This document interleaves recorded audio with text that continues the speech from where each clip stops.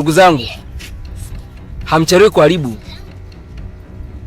Sisi tumebeba jukumu na dhamana kubwa mno kwa jamii, hivyo hatupaswi kuwa na tabia za ajabu ajabu, bali tu wanyenyekevu na watifu kwa jamii inayotuzunguka. Nyambofu, mke wangu, kile kijana bodaboda angekuwa mwaminifu kama Asuja. Hivi ipo siku naweza kuipitisha bila kumtaja Asuja? Eti mume wangu alibakwa.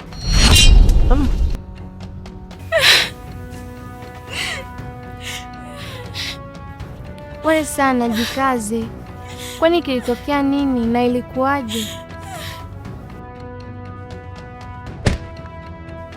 Unanikumbuka? Ulisema utaniua. Haya sasa niue. Natamani hata niache hii kazi niende nikalime korosho nyumbani, maana maisha yameshakuwa magumu. Kila kitu ni sisi tu, bodaboda, wizi ni sisi, ujambazi ni sisi, kuibiwa pikipiki ni sisi. Sijui niseme nini kwenye hili. Nyambofu, ndiye mume wangu aliuawa.